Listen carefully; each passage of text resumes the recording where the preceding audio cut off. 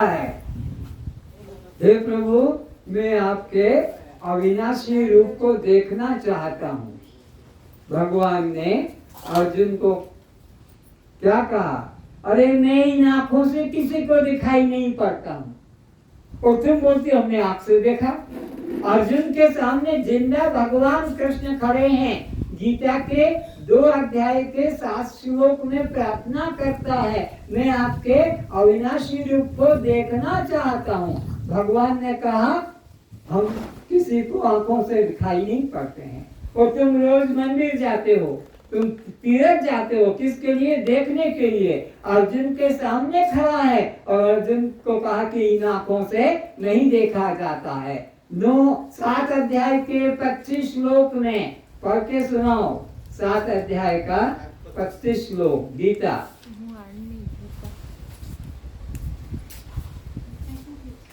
नाम प्रकाशस्थ सर्वस्व योग माया समावृत मूढ़ोऽयं नाभिजानाति लोको माम अव्ययम्। सुनना ध्यान से, भगवान कह रहे हैं ये भगवान कह रहे हैं अर्जुन को। हाँ, माइक नहीं बंद है, बोलो। अपनी योग माया से छिपा हुआ मैं, ये क्या कहता है? ये शरीर जो है ये योग माया है, इसके अंदर मैं हूँ, इसके छिपा हुआ हूँ। ये जो बाहर से मुरली वाला दिख रहा है, राधा वल्लभ कृष्ण मुरारी, ये जो है ये माया का रूप है। मैं इसके अंदर छुपा हूँ। जैसे बुरखे वाली है नहीं, अच्छा, तो बुरखे वाली महिला सबको देखती है। कहाँ से? यहाँ से। वो गोरी है कि काली है दिखेगी? वो बूढ़ी है जवान दिखेगी? वो स्त्री है कि पुरुष दिखेगी? हिजड़ा है कि हिजड़ी पता लगेगा? नहीं, वो सबको देखती है। उसे कोई देखता है? ऐसे ही परमात्मा सबको देखता है, पर उसको कोई क्योंकि वो बुरखे में छुपा है। माया रूपी बुरखे में परमात्मा छुपा है, इसलिए ये रूप दिखाऊं, इसका अर्थ समझाऊंगा। तो इस तरह से परमात्मा निर्गुण निराकार होने से ये सगुण साकार मूर्ति, यह तो परमात्मा का माया का रूप है। पढ़ो। अपनी योग माया से छिपा हुआ मैं सबके प्रत्यक्ष नहीं होता। क्या कहा? सबके प्रत्यक्ष, सबके किसी के भी नहीं कि उसको मिलेगा। वो सबके प्रत्यक्ष, वो तो अंदर छुपा है। जैसे बुरखे वाली महिला सबको देखती है और उसे कोई देखता ये कौन है, गोरी है, काली है, आदमी है कि औरत है, ये भी पता कब लगेगा? जब वो अपना मूर्खा हटाएगा। तो इसी तरह आगे, इसलिए यह अज्ञानी जन समुदाय, ये अब आपको हमको क्या कहा? मंदिर जाने वालों को, तीर्थ जाने वालों को, देखने वालों का ये अज्ञानी जन समुदाय जन्म रहित अविनाशी परमेश्वर को नहीं जानता। मैं कैसा हूँ? अविनाशी। मेरा कृष्ण का शरीर छूट गया, राम का शरीर छूट गया, पर मैं तो अविनाशी हूँ। मेरा तो जन्म नहीं। और तुमने जन्माष्टमी मनाई, पाप किया है।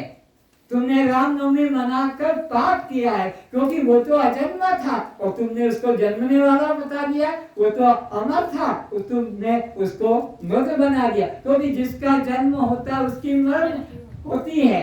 तो तुम ये धर्म पुण्य नहीं कर रहे हो, अज्ञानता से पाप कर रहे हो कि मैं तो अजन्मा था और इन्होंने मुझे जन्मने वाला माना कि नहीं माना? रामनवमी मनाई कि नहीं मनाई? जन्माष्टमी मनाई कि नहीं मनाई? फिर से इसे को पढ़ दो लाइन।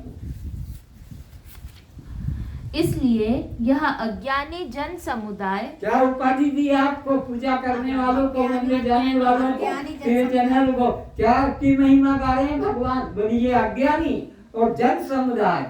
आगे, मुझ जन्म रहित अविनाशी परमेश्वर को नहीं जानता। मैं कैसा हूँ? अजन्मा और अविनाशी, ये मुझे जानते नहीं है। अर्थात मुझको जन्मने मरने वाला समझता है। बोलो, माना कि नहीं माना? तुमने राम उसी को माना, रामनवमी मानी, जन्माष्टमी मनाई है, तो कृष्ण को ऐसा, तो इस तरह से मैं अजन्मा अविनाशी हूँ। तो भगवान कहते हैं जब मैं तुझे ज्ञान चक्षु दूंगा, गीता अध्याय 11 श्लोक 4, अर्जुन कहता है मैं जय आप फिर वो अजन्मा अविनाशी रूप दिखाइए। गीता अध्याय 11 श्लोक 4 में भगवान कहते हैं ददामि दिव्य चक्षु, तब मेरा दिव्य चक्षु दूंगा। कौन सा? ज्ञान चक्षु। तो तुम भगवान को इन चर्म चक्षु से देख पाओगे? जन्मने मरने वाला मानोगे। तो ज्ञान चक्षु से वो परमात्मा दिखता है। और तुम्हें ज्ञान में श्रद्धा नहीं, तो वो बस मैं तो ये पूजा कर लेता हूँ, मंदिर जाता हूँ, तीर्थ जाता हूँ, मेरे तो उपवास कर लेता, इसी में फंसे रहते हो। और वो कहता है इनको नहीं, इन अज्ञानियों को, जन समुदायों को नहीं मिलता हूँ। करो। हे प्रभु, यदि मेरे द्वारा आपका वह रूप देखा जाना शक्य है, ऐसा आप मानते हैं, तो हे योगेश्वर, उस अविनाशी स्वरूप का मुझे दर्शन कराइए। आगे श्री भगवान बोले, हे पार्थ, 8वें श्लोक में पहुंचो।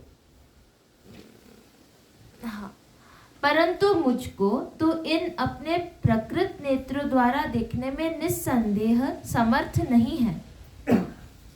इसी से मैं तुझे दिव्य अर्थात अलौकिक चक्षु देता हूँ। अलौकिक चक्षु, ये तो लौकिक हैं, जगत को देखने वाले, जन्म मरण को देखने वाले हैं। और मैं जन्म होने वाला, इसलिए मैं इन आंखों से नहीं दिखूंगा। मैं तुझको दिव्य चक्षु, अलौकिक चक्षु, ज्ञान चक्षु दूंगा, तो तू मुझे देख सकेगा। बस। तो परमात्मा कैसा है?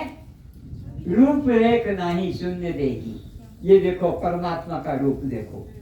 ये परमात्मा का जो अलौकिक चक्षु है, जो ज्ञान चक्षु है, जो अभी बोला कि मैं इन चक्षु से तो ये दिख रहा है, अर्जुन कहता मुझे इससे प्यार नहीं है।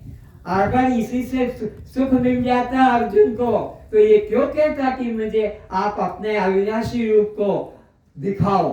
तो अब वो अविनाशी रूप है। रामायण के शब्दों में बिनु पद चलाई, बिनु पद चलाई, सुनई बिनु काना, सुनई बिनु काना, कर बिनु कर्म, कर बिनु कर्म, करहि विधि नाना, करहि विधि नाना, आनन रहित, आनन रहित, सकल रस भोगी, सकल रस भोगी, और बिन जिह्वा, बिन जिह्वा, वक्ता बड़ जोगी, वक्ता बड़ जोगी, तन बिनु परस, तन बिनु परस, नयन बिनु देखे, नयन बिनु देखे, ग्रहि घ्राण, ग्रहि घ्राण, बिन बास अशेषे, बिन बास अशेष, यही सब भांति अलौकिक करनी, अलौकिक करणी, महिमा जासु, महिमा जासु, जाय नहीं वर्णी। जाय नहीं वर्ण। परमात्मा का कैसा स्वरूप है, यह भगवान ने गीता के 13 अध्याय में बताया। तो अब मैंने रामायण से सरल भाषा में समझा दिया, क्योंकि हम तो संस्कृत पढ़े नहीं है, हम इसको उच्चारण करने में भी कठिनाई लगती है और समझने में। सरल रामायण ने कहा कौन है राम? बोले बिनु पद, जिसके पैर नहीं। इसको क्या जगन्नाथ कहते। इस मूर्ति का नाम क्या है? जगन्नाथ का अर्थ है जो जगत का मालिक है, जगत का मालिक है, जगत का स्वामी है, विश्व का नाथ है, विश्वनाथ भी, विश्वनाथ जगन्नाथ। वो कैसा है? रूप रेखना है, उसका कोई रूप नहीं है। तो इस तरह से बिनु पद चलई, पैर नहीं है लेकिन चलता है। किनके द्वारा? तुम्हारे पैरों से। 2 दिन से 3 दिन से जब मैं चलती हूँ तो परमात्मा और ही वही, है। जब मैं चलती हूँ तो, और जब मैं सुनती हूँ तो, परमात्मा ही, जब मैं देखती हूँ तो, परमात्मा ही, जब मैं करती हूँ तो, परमात्मा ये ही, परमात्मा है। ये परमात्मा को हर क्रिया में देखो, हर क्रिया में परमात्मा है। वो उसका कोई शरीर नहीं है, उसकी शक्ति के सहारे ही ये मुर्दा शरीर जीवन पाया है। ये शरीर सबका मुर्दों का गांव है ना, तो ये मुर्दा शरीर किसकी शक्ति पाकर? जगन्नाथ निर्गुण निराकार परमात्मा से तो चलता है। पर उसके पैर तो किन पैरों से चलता है? हमारे पैरों से वही चलता है। उसके हाथ नहीं है, पर वो सब करता है किसके? हमारे हाथों के द्वारा वही करता है। बिनु पद चलई, और उसके कान नहीं है, जैसे हमारे कान है पर तो उसके कान नहीं है, फिर सुनता कैसे? हमारे कानों से। जब मैं सुनती हूँ तो बोलो राम ही परमात्मा ही सुनते हैं, और जब मैं चलती हूँ तो और इसी प्रकार बिनु पद चलई सुनई बिनु काना। और ये हाथ किस जगन्नाथ के हाथ किस शत्रु ने काट दिए? इसके हाथ आधे क्यों हैं, पूरे क्यों नहीं बनाए? क्योंकि परमात्मा निराकार है। तो वो कर्म कैसे करता है? हमारे हाथों से जो भी हम करते हैं, तो हमारे हाथ में कौन शक्ति दे रहा है? परमात्मा। कि वो मंदिर वाला, वो तीर्थ वाला, वो स्वर्ग वैकुंठ वाला, अरे अंदर ही बैठा, इससे हाथ हमारे काम कर रहे हैं। तो इसी तरह कर्म बिनु कर्म करई बिना आनंद रहित। उसका मुख नहीं है, उसका मुख कहाँ चला गया? बोले वो कैसे खाता है सब? फिर तुम्हारे हमारे, जब मैं खाती हूँ तो परमात्मा ही खाते हैं, परमात्मा ही खाता है। इसका तो कोई शरीर हमारे शरीर में घुसकर वह सब करता है। तो आनंद रहित सकल रस बोधी, और बिन जिह्वा, उसकी जीभ नहीं है, तो मुख ही नहीं है, तो जिह्वा कहाँ से होगा? तो वो कैसे फिर बोलता है? हमारे, जब मैं बोलती हूँ तो परमात्मा ही बोलता है, जब मैं सुनती हूँ तो परमात्मा ही सुनता है, जब मैं चलती हूँ तो, जब मैं करती हूँ तो। श्रद्धा आ रही है, समझ आ रही है? ये जगन्नाथ हमारे अंदर बैठा है। हनुमान ने छाती चीर कर बताया, राम उमा सब अंतर्यामी। पार्वती ने शंकर से पूछा कि कौन है राम जिसके पीछे तुम पागल हो रहे हो, भटक रहे हो? तो राम उमा सब अंतर्यामी। हे उमा, हे पार्वती, वो सबका अंतर्यामी, सबके अंदर बैठा है, वो बाहर नहीं है। तो अब आगे कहते हैं, बिन जिह्वा वक्ता बड़ जोगी, उसके समान कोई स्पीकर, वक्ता, बोलने वाला नहीं है। सारे जीवों के अंदर वह तोते में तोते की भाषा से, कौवे में कौवे की भाषा से, बिल्ली में कुत्ते में उनकी भाषा, सब के अंदर वो आवाज निकालने की शक्ति वो उसी की है। इसी प्रकार आगे कहा कि बिन वक्ता बड़ जोगी, और फिर उसका शरीर नहीं है। शरीर होता तो जैसे कृष्ण का शरीर है, राम का शरीर है, अर्जुन का शरीर है, तुम्हारा हमारा सबका शरीर है, पर वो व्यक्ति नहीं, शक्ति है। परमात्मा कौन है? तो शक्ति का कोई आकार, आकार व्यक्ति का होता है, शक्ति का आकार नहीं। ये दो पत्थर हैं, इसमें हमें शक्ति को पहचानना है। तो शक्ति कैसे पहचानेंगे? शक्ति जो है यहाँ जो बाहर है ये मिल गया है, लेकिन शक्ति को आप देख नहीं सकते हो। कोई भी शक्ति वाला इसको मिला नहीं सकता है। पूरी ताकत लगाओ, परमात्मा शक्ति है। व्यक्ति का आकार है, लेकिन शक्ति का कोई शक्ति हम देख पा रहे नहीं, पर इनको शरीर को एक दूसरे को देख रहे हैं। और देखो तो इसके अंदर अब वह दिखाई पड़ जाएगा, अब ये हटाना मुश्किल पड़ रहा। तो ये शक्ति का प्रतीक शक्ति है, पर उसको देख नहीं सकते हैं, वो निराकार है। और वह इस तरह से ताकत लगाने पर भी कोई है तो मिलाएगा। कोई के पास, मेरे पे बूढ़ा हो गया है ना शरीर, मैं मिला नहीं पा रहा हूँ, कोई मिला सकता है? नहीं मिला पाएंगे। देख लो करके, तो परमात्मा व्यक्ति नहीं, परमात्मा क्या है? शक्ति। तो यहाँ कहा कि मैं सबको घेरे हुए हूँ। ये जो माला करते हो, माला में मन के बाहर है, पर सूत्र तो सबके परमात्मा सूत्र रूप शक्ति रूप में है। तुम्हारे हमारे शरीर माला के मन के हैं। मन के चाहे 9 माले दाने की बना लो, चाहे कोई 51 की बना ले कि 108 की बना ले, पर सूत्र सब में एक है। मन के 108 हैं, तो आत्मा सूत्र है कि मन का है?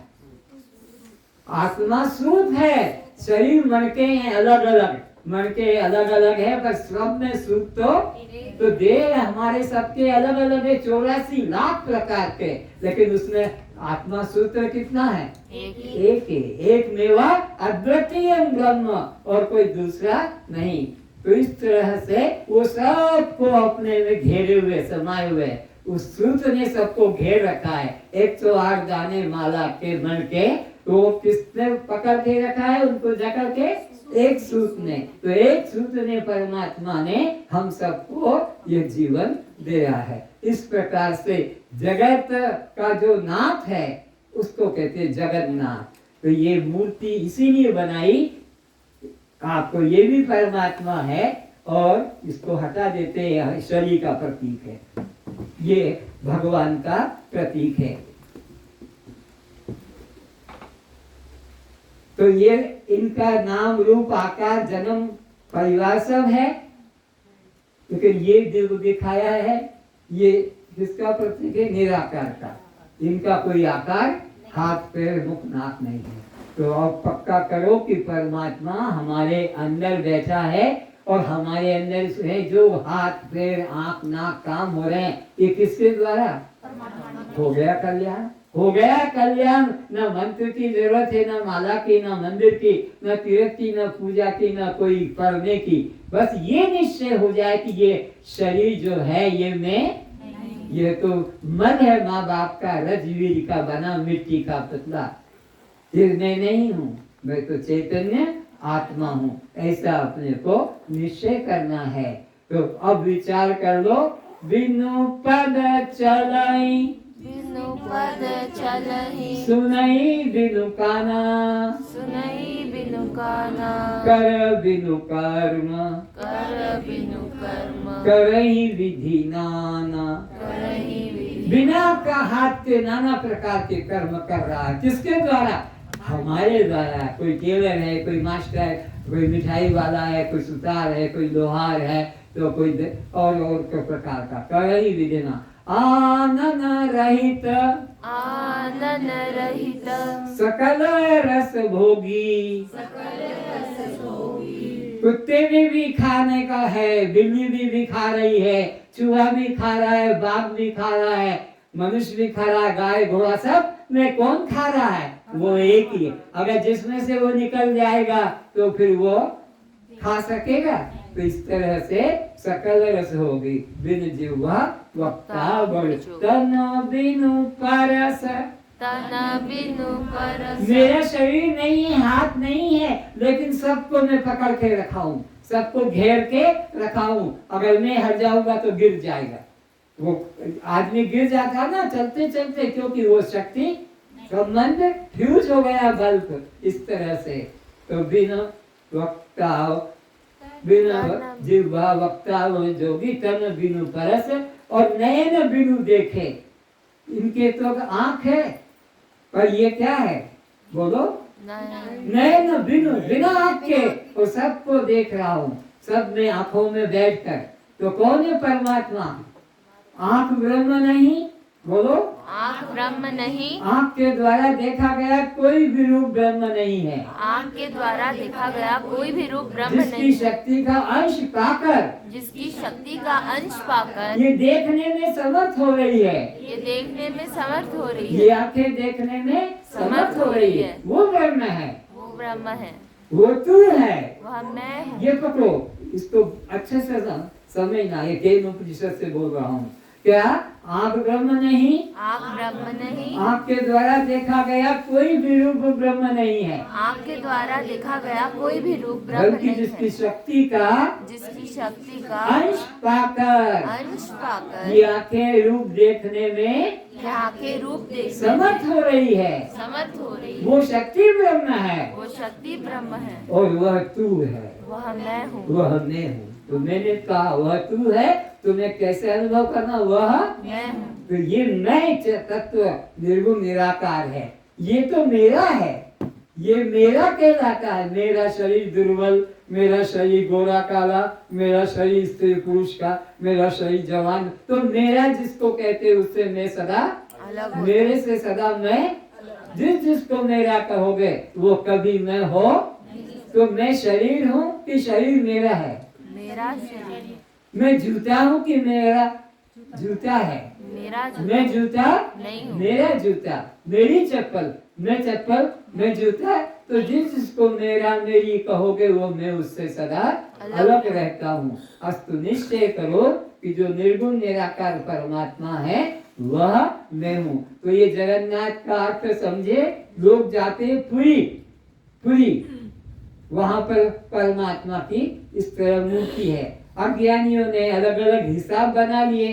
वो यात्रा पे जाता है, रास्ते में उनका रथ का पहिया छूट जाता है, फिर वो अपने मौसी के घर वहां रहते हैं। ये मौसी परमात्मा तो सबका मालिक है, उसका कोई मौसा मौसी नहीं है। पर अज्ञानी ने मन को बहलाने के खेल बना लिए हैं। तो ये परमात्मा और ये भी परमात्मा, ये भी परमात्मा, लेकिन इस परमात्मा को क्या कहा? सगुण साकार, और इनको कहा निर्गुण निराकार। तो ये है व्यक्ति रूप में और ये है शक्ति रूप में। तो शक्ति दिखाई सबके अंदर घुसकर वो काम कर रही है, पांचों ज्ञानेंद्रियों में, पांचों कर्मेंद्रियों में, पंच प्राणों में, मन बुद्धि चित्त अहंकार में। वो शक्ति सब में काम कर रही है। वो लेटर बोलता है मेरा शक्ति वो सब में काम कर रही है। और वो शक्ति कौन है? बोलो मैं। वो परमात्मा कौन है?